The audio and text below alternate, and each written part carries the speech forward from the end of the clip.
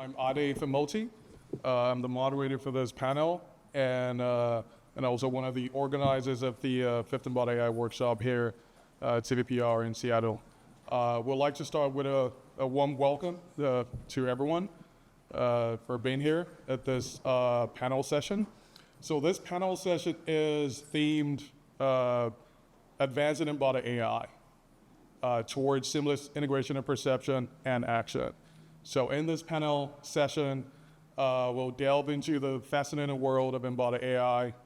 We'll look at some of the remarkable advances that multimodal foundation models have brought to the field of robotics. We'll look at some of the opportunities and perhaps challenges to the research and scientific community of embodied AI. And perhaps we'll also explore some of the opportunities that AI has brought to the field of robotics. So perhaps impacts like advanced higher level reasoning, perhaps lower level controls. So so before we start, a little bit about me. I work in Microsoft Research. I lead research incubations efforts globally in the Microsoft Research Accelerator team. My background is in computer science and autonomous systems, and my research interests caught across the intersections of AI, robotics, and simulation. So I'm also one of the leaders of the Embodied AI working group in Microsoft Research. So really pleased to be here. I've got a fascinating lineup of speakers. I've got two corporate executives from Microsoft and one executive from Sanctuary AI. I'll let them just briefly introduce themselves, say a little bit about their backgrounds, and we'll get started. All right. So all these executives, this will either be the most interesting panel or the least interesting panel of the day. I'm Ashley Llorens. I'm with Microsoft Research. I've been in and around the fields of AI and robotics, autonomous systems for about 20 years.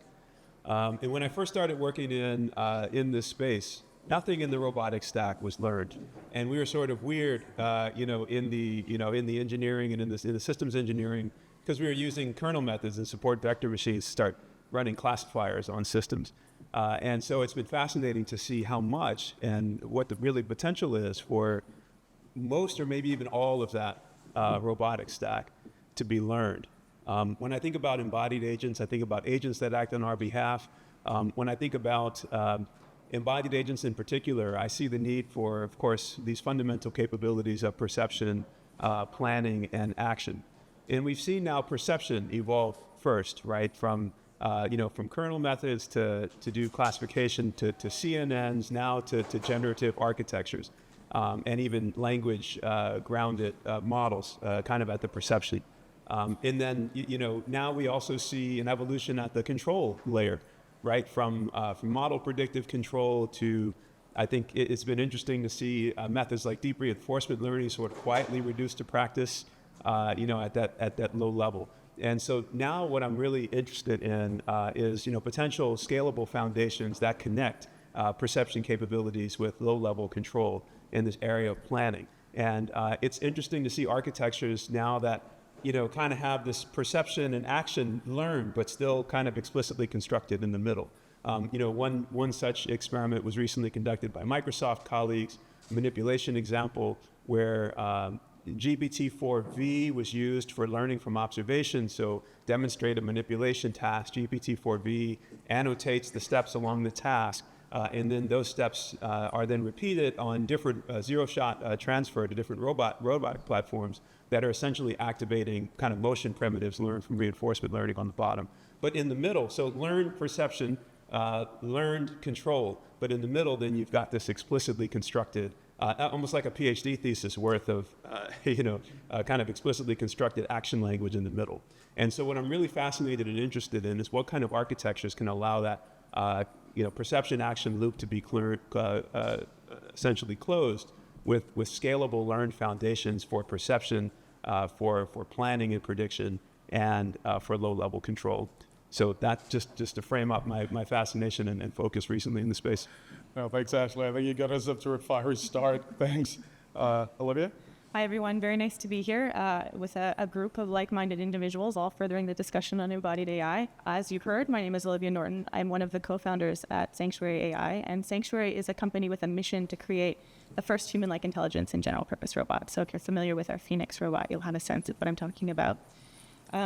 We are Well, I've been in this space for 10 years now, over 2 companies, the first of which was a company called Kindred AI. It was founded on a very similar mission and vision, ultimately acquired by Ocado in 2020. And Sanctuary has been a redoubling of our effort to create these intelligent embodied machines.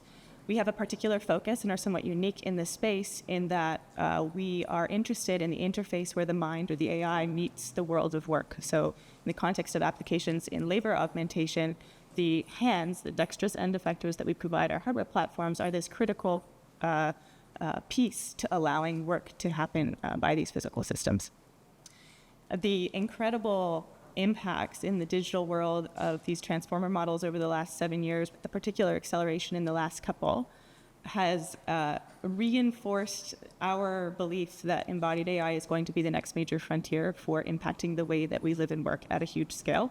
So between declining birth rates, aging populations, a changing view on the world of work and people, we expect these systems, these intelligent embodied systems, to be a huge factor in global productivity measures in the next short while. So this is the application of all the work that this group is doing. We are very excited to be collaborating with Microsoft in innovating in AI models, in embodied research, areas like reasoning, like planning, like human interaction, and developing these AI models for humanoid robotic control.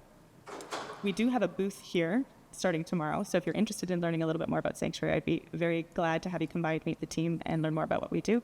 And I'll pause saying thank you, Ed. All right. Thanks, Olivia. Thanks. Great. Really privileged to be here next to these esteemed colleagues. My name is Bathiche. I've been at Microsoft for 25 years. I'm a technical fellow, and I manage a group called the Applied Sciences Group. We support the Windows and Devices division. We're a multidisciplinary team that works across the entire spectrum of the various fields. We develop most of the AI that ships in Windows, an example, and a lot of different hardware technologies. Our main goal and ultimate vision is to actually help create the next computer. And I think in this space, in the field of robotics, I think we can start to see that robots are potentially the next computing form factor that's going to impact our lives in many different areas, which I'm really excited about. In my former life, before Microsoft, I worked in bioengineering and neurobiology combined with robotics. I built because I wasn't really a good programmer back then, so I built a hybrid robot that used a moth as a control system. So the moth was basically glued to the front of a car, a remote control RC car, and the moth would, using the evoked action potentials of the flight muscles of the moth, it would actually steer the car around and control it. So it was a really easy way of stealing a control system from nature, which was extremely sophisticated with an onboard power supply, an onboard vision processor, and a neural network that was quite sophisticated at the time. This was in the 90s. It was pretty cool. But anyways, now we have artificial systems now that can replace such things. So pretty excited about seeing what we can do in that space. All right, great. Thanks, Stevie, Olivia, Ashley. So we'll have an interactive conversation with the panelists here. We'll also pause at some point for questions, so we can make it more interactive. Perhaps without further ado, I think a great place to start, I'll start with you, Ashley. So Ashley, you would agree with me, there's been tremendous innovation in the space of embodied AI. We've seen remarkable progress across several dimensions. What's driving this progress, and what more do we have to do? Yeah, I kind of opened with some fiery, I guess, comments on this before, but the advent of the transformer architectures and just generative architectures in general that are able to be scaled with data. We saw a really interesting talk before this one on use of simulation environments to create data sets. I think those are really interesting. Of course, we've got the sim to real problem to worry about as well. We're thinking about contact physics, especially for things like soft body manipulation, folding a tablecloth, things like that. So I will agree that in general we need to figure out how to get these scale effects, especially for at that intermediate planning layer in these embodied AI architectures. Got it. Okay, sounds great. So, Olivia? So I think some of the emerging morphologies we're seeing for embodiments, embodied agents, embodied AI, they're increasingly humanoid form. And I know Sanctuary has this highly dexterous humanoid robot, Phoenix. So I think it'll be interesting for the audience if you could describe how you're thinking about bridging the gap between perception and action. Yes. Let me start with the humanoid form factor. I suspect that folks are generally following this thread, but we, as an organization, are really focused on this world of work, on augmenting labor areas where we don't have the folks to support those roles, where we are looking at safety-related applications and you don't want people in those jobs, or they're just fundamentally things that people don't want to be doing, that they could be doing something more interesting. And all of these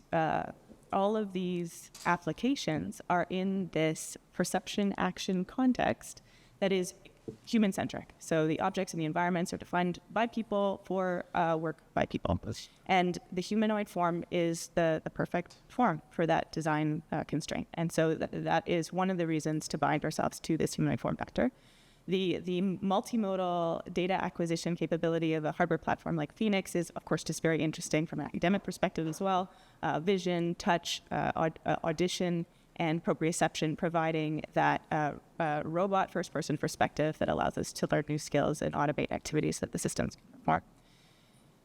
We, as with everybody in the audience, the last talk, suffer from the same bottlenecks of data acquisition that everybody else does.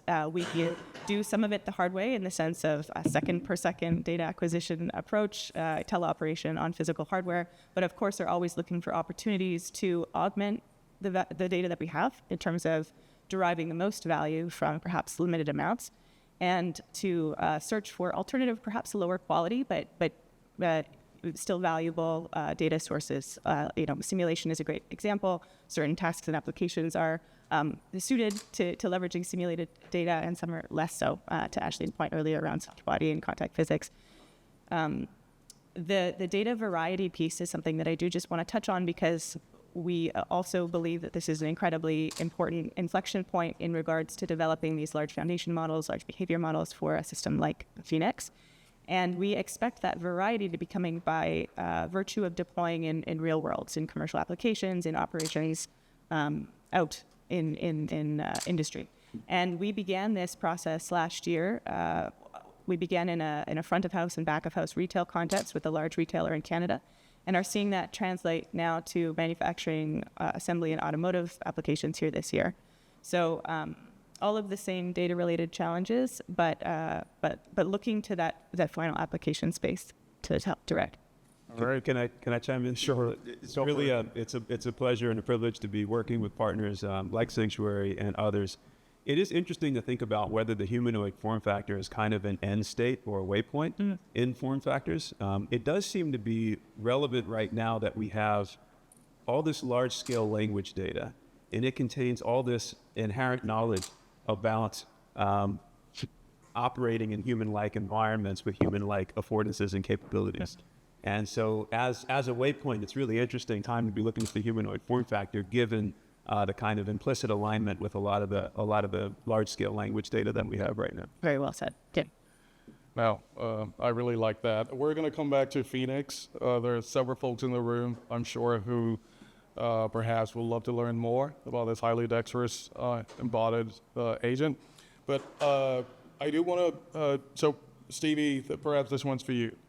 So I think a lot of folks in this room will love to make this real. So we're in a research environment, but let's talk about how to make this real. So how would you describe the sort of evolutionary phase we're at for now, and perhaps the sort of computational or hardware requirements that we need as a research community to unlock advances in this space?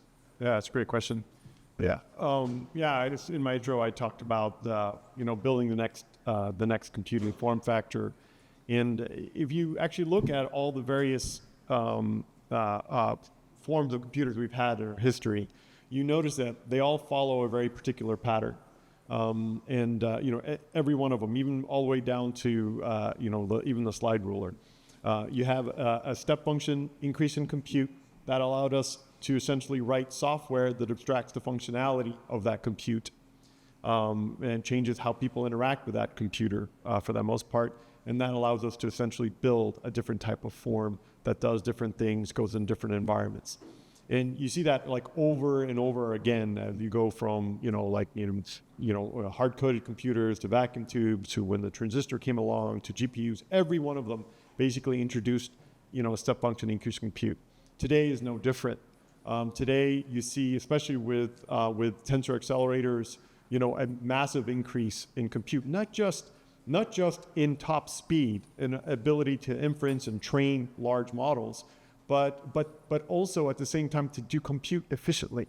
And I think the combination of high compute with computational efficiency is going to change the field of robotics drastically. So if you can imagine, especially in a humanoid robot, the amount of data that floats around inside a machine, the tactile sensors, the vision, all the encoders, the muscle, and how fast the computation has to happen. So you get a nice closed form compute in control system. And so having local compute on the device in conjunction with cloud, of course, allows you to design a computer, but not just high computational workloads. Again, efficient, because we want these things to be mobile. You can't walk around with 200 watt, processor moving around. It's not very efficient. So as an example, in fact, today we just GA'd kind of a new generation of silicon in the Windows ecosystem, and it is basically defined as a neural processing unit that can do about 45 trillion operations per second, but does it under 4 watts, which is tremendous to think about. So before, you imagine, we used to, be happy with, 2 teraflops and about 20, 30 watts of power. Now, you have a massive step function increase in compute with computational efficiency. And I see no end to that sort of thing. In fact, a lot of the our computational scaling laws have kind of shifted towards domain-specific silicon innovation, such as these tensor accelerators, that are really just designed to handle, neural network workloads. And they do it well. They may manage data well through the system. And as a result, you can do some pretty profound things. So I think that's going to have a profound impact in the field of robotics, especially as more and more of the robot control system shifts towards neural network architectures. That's fascinating. So I'm going to pause, and perhaps if there's any questions or comments from folks in the audience, we'll take it, and we'll go back to the panelists for some questions. Yeah, go ahead. Yes, go for it. Yeah, so with the advent of offline reinforcement learning and invitational learning, does that make simulation kind of less important here? Because it seems like the winners into space are benefiting from scaling these real world, training, offsite training data, like Tesla, for example. And then does that apply to the challenges in this workshop in taking care of with offsite reportings as data sets opposed to simulation? Yeah. So do you want to, for the Zoom, can you repeat it? I think you repeated. Oh, okay. Mike talked, yeah. Yeah, so for folks on the Zoom, the question was more about simulation versus data sets. Right? Yeah, offline. Offline data sets in an RL context. Right. Yeah. Who wants to take that? Who would start? Just talked about that yesterday. Yeah. It's a recurring discussion in this workshop. I was just say, it's absolutely both. And the companies that we've seen that are doing well in the space use a combination of simulation to bootstrap and learn, but real world data brings you diversity and scale, especially when it's actually put to good use. So we've talked to a number of different companies that have started that flywheel there. But I think in conjunction to the real world data, you have kind of simulation as well to help manage things. And it's certainly, I think you've seen that, even just simulation alone isn't the only solution. Right. And you've found the limitation as a result of that. Yeah. Yeah. And one of the other factors that features strongly for us, as you're making learning architecture decisions, simulation is a huge factor. Validating new morphologies is another big piece for us as well. So it's not a single single benefit that is being derived from SIM. It's an aggregate. Yeah. Ashley? I think they covered it well. Yeah. Okay. Anthony? We had a question from the Slack. What does human-like intelligence mean after? If you can repeat that. Insert. For the folks in Zoom, what does human-like intelligence look like? Me and Rosen. Yeah.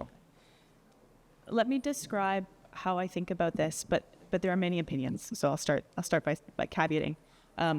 In the context of the work augmentation, the labor augmentation focus that we have, it's really in this space of, are these systems behaving as you would expect a person to be able to do, in the context of the SOP, the operation, in the context of perhaps the edge case, some sort of failure mode that comes up, applying common sense to the decision making in the constraints of the operation.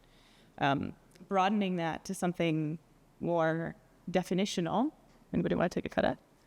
Well, yeah, it's interesting because I think human-like intelligence, or the aspiration to achieve human-like intelligence, has been an inspiration for the field for many years. But as we sit today, I often wonder if it's a bit of a red herring.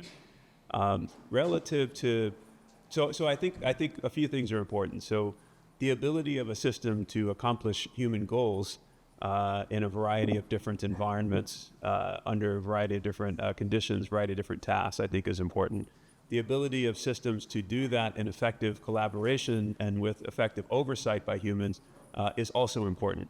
So those are the two things I think about as most important. Now, in some cases, I think it's good for systems to be able to do things in a human-like way so they don't freak us out. But this is kind of I think a nice to have in some situations versus the penultimate aspiration. Yeah.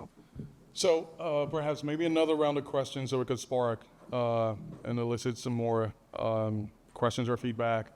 I'll go to Stevie. So Stevie, 4 to 5 tops, that's pretty non-trivial. Can you speak a little bit more about these NPUs, neural processing units, which work based on tensors and array of arrays? It will be fascinating for the audience to learn more about this. Yeah, I mean, as I was mentioning, I mean, we're I think this year we kind of crossed that threshold where we're able to run, these transformer models at very low latency scale. So, for example, we run, if you're familiar with the small language model Phi and Phi 3 that Microsoft just released, which is incredible performance in terms of its performance relative to some of the much even larger language models that are out there. We are able to execute that model on these devices, again, under 4 watts, continuously in real time with a first token latency of less than a second. And that is pretty impressive, especially when we start shifting towards multimodal models that want to incorporate, even a more diverse functionality and performance as a result of that. So I'm pretty excited about it. They're more difficult to use than GPUs are and CPUs are. But the tools are out there. They've been kind of brewing in the ecosystem for at least 15 years. Microsoft has a inferencing runtime called ORT, Onyx Runtime, that interfaces with these various neural processing units quite well and tries to make it simpler and easier to use. So I think more and more people will use it. I can imagine, just like we used to have the Intel NUCs that people were kind of enamored by, these little small computational devices, that people are going to have these kind of, high-powered AI boxes that they're going to be able to use to prototype up all sorts of things on the robots. All right, thanks, Stevie. So, Olivia, it'll be interesting to learn more about Phoenix for the audience. We've come a long way. There's several new paradigms introduced since the early days of humanoids. For folks who are familiar with the Televox or Electroman, we've come a long way. But can you speak a little bit more about Phoenix? Just, give us some polish, a little bit more color about Phoenix. Yeah, certainly. So this system stands about the same height as I do, so 5'7", 6", I wish. And it's a very fast actuation. It provides a high degree of freedom hands, so 17 degree of freedom hands, verging on the degrees of freedom that you'd start to see in a human hand in terms of the geometry. One of the things to call out is, and this is a little bit different from other form factors, is that all of the vision-related sensory information is coming from that first-person perspective in the head. So one of the questions that we often get is, wrist cameras or finger cameras or other ways of providing additional information to, close proximity grasping type of tasks for manipulation. And this brings up the whole discussion around touch sensing and the way that touch sensing provides us as people with an incredible awareness of our environment. If you anesthetize your fingertips and attempt to do something like light a match, you can do this visually. It takes some practice because you have to cage that object using your eyes.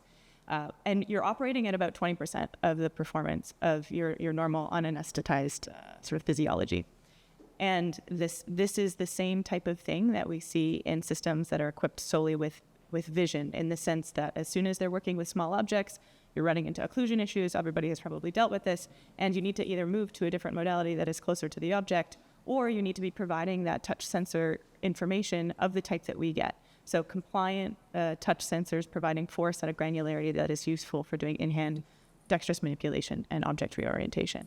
So that's one of the key aspects of Phoenix that is worth highlighting and is sort of unique to the field. Got it. That's great. And Phoenix is not in the building. Phoenix is not in the building. All right, I think we're running on time. I wanted to throw one more at Ashley. So Ashley, you've been in this field of autonomous systems for a while, so I'm going to pick on you. We've seen tremendous advances going from classical theoretical robotics now into embodied AI.